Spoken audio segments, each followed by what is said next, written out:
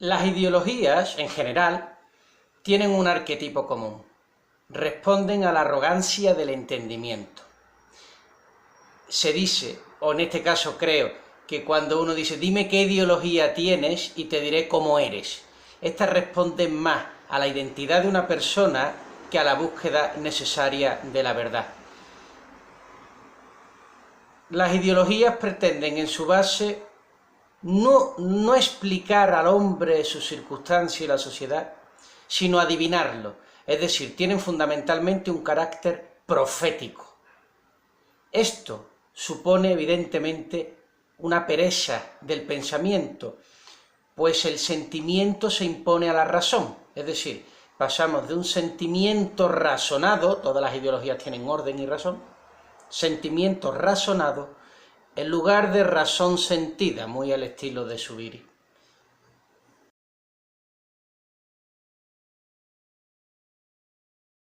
Bueno, en términos muy generales, porque el vídeo no da para más, el igualitarismo sería una ideología, otra más, sería el contrapunto del liberalismo, que pretende igualar lo que en natura está llamado a ser desigual.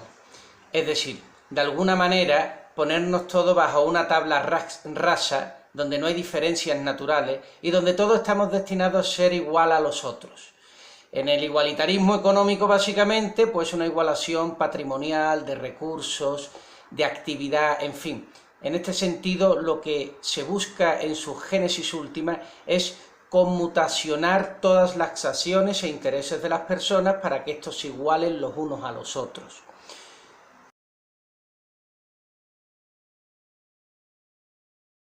Como dije anteriormente, las ideologías responden más al sentimiento que a la razón.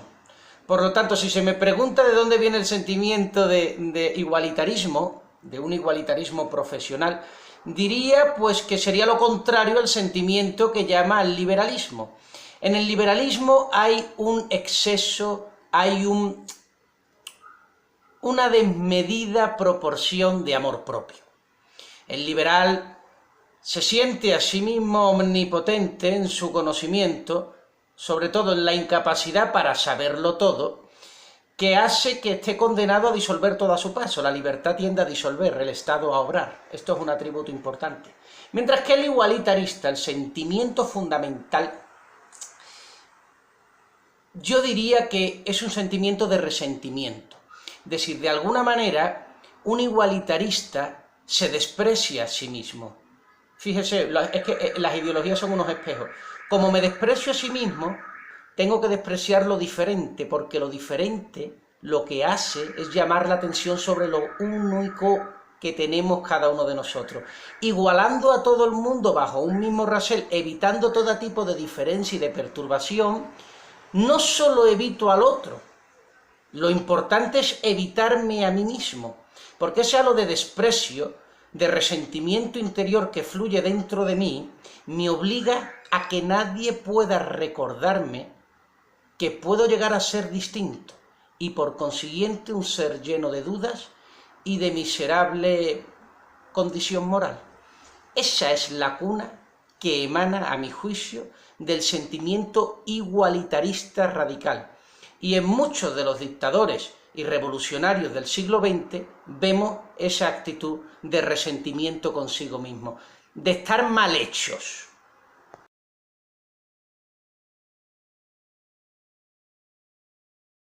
Ninguna ideología puede funcionar, porque la ideología, como hemos dicho ya varias veces, está facultada para mermar en las carencias de nuestros sentimientos, pasiones y apetitos. Básicamente el igualitarismo busca una planificación perfecta, una especie de equilibrio general, pues como buscábamos la semana anterior por medio de la libre pues movilidad de precios, bienes y servicios. En este caso es por una planificación perfecta. Esta planificación perfecta exige unos precios ex antes para evitar toda la incertidumbre derivada de la libertad, que toma forma en desigualdad, que toma forma en injusticias sociales, que toma forma en que unos ganan y otros pierden, etcétera, etcétera. Para evitar que haya cambio, evitar que haya vida, para evitar que el halo del resentimiento pueda aflorar y entonces decirme vaya basura de persona puedo llegar a ser, ¿uno qué es lo que hace? Pues una cosa extremadamente sencilla, anula todo eso, establece unos precios antes de cómo las mercancías, bienes y servicios van a operar en base a una información clara en su costo productivo. Muy bien, ¿cómo se consigue eso? Bueno, en teoría recopilando información. Primer problema, no podemos recopilar toda la información y conforme las sociedades se van increciendo, la complejidad lo hace, la incertidumbre lo hace y la capacidad para ir tapando y gestionando esa cuestión se va haciendo cada vez más difícil, ¿verdad? Por lo tanto, hay una esperanza puesta, es igual que el liberalismo, la misma cosa. No podemos llegar al equilibrio perfecto de la planificación, pues hagamos la tendencia al equilibrio. Esa tendencia reposa sobre la esperanza en un conocimiento tecnológico que nos permita, por medio de unos super mega ordenadores, poder predecir todos los acontecimientos. Pero esto se olvida de dos cosas fundamentales. En primer lugar, que nada nos dice que podamos llegar a obtener un ordenador lo suficientemente gigantesco como para que sea capaz de predecir todas las acciones que aún no han ocurrido. Pero es que lo segundo es lo más fundamental, y es que somos naturaleza humana, no somos máquinas, no somos en este sentido seres inanimados. Quiere decir que cuando nosotros llegamos a ser capaces de predecir aquello que nos va a ocurrir, esa misma situación, que es implausible en términos empíricos, cambiaría ya completamente el resultado. ¿O no nos ocurre muchas veces que cuando ya sabemos lo que va a pasar con la película deja de tener el mismo feeling, el mismo interés que tenía antes de conocerla? Pues pasa exactamente igual con todo. Cuando sabemos y somos capaces de predecir qué es lo que nos va a ocurrir en la vida, es mucho mejor estar muertos. Por lo tanto, en este sentido, la posibilidad es nula. Y luego hay otro tema fundamental, y es que sería con respecto a una tecnología que permita conocerlo todo. Y es que tenemos que distinguir en este sentido lo probable de lo posible.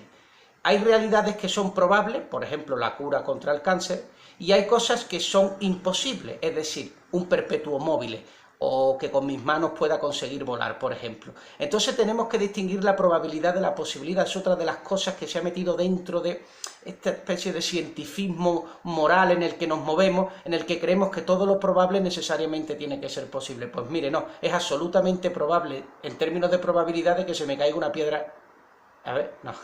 de que se me caiga una piedra a la cabeza, pero es absolutamente imposible que eso vaya a ocurrir. Esa distinción nos permitiría diferenciar aquello que no ha ocurrido porque no puede ocurrir, de aquello que no ha ocurrido porque aún no estamos en condiciones de que ocurra. De esta manera evitaremos esa falacia del entendimiento.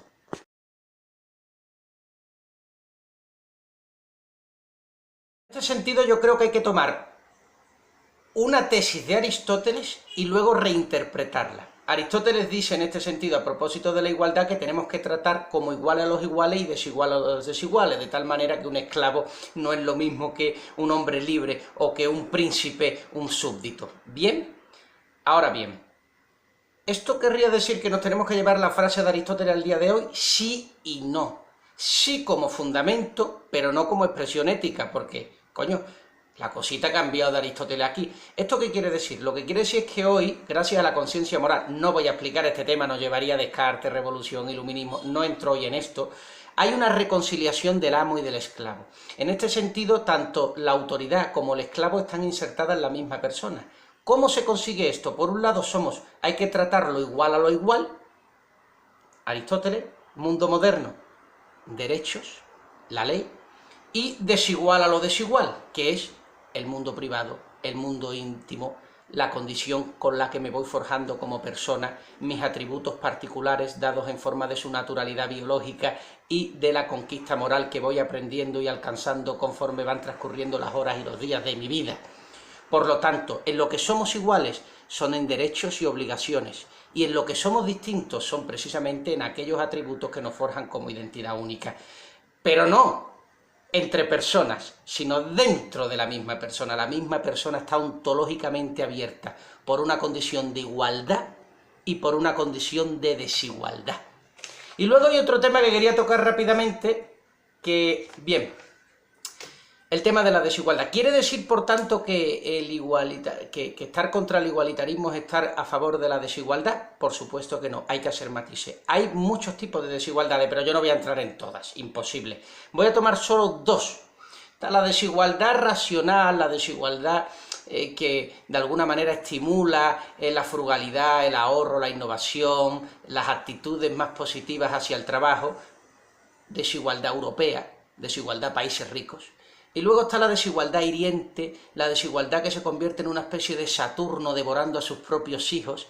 Esa es la desigualdad, por ejemplo, de América Latina. Colombia, México, tienen una desigualdad que en nada puede ser comparable a la europea. De hecho, eso explicaría que nosotros no podemos acabar, digamos que en aquel sitio donde la desigualdad es más grave, menos intervención estatal. Y en aquel sitio donde la desigualdad es más leve, más intervención estatal. Y esto tiene que ver por una cuestión de cómo la desigualdad va alcanzando un carácter autónomo e independiente como cuerpo político que es capaz de transformarlo todo a su paso. Eso lo veremos en otro vídeo, el día que hablemos más específicamente sobre la cuestión de la desigualdad, pero con esto dejo cerrado el tema.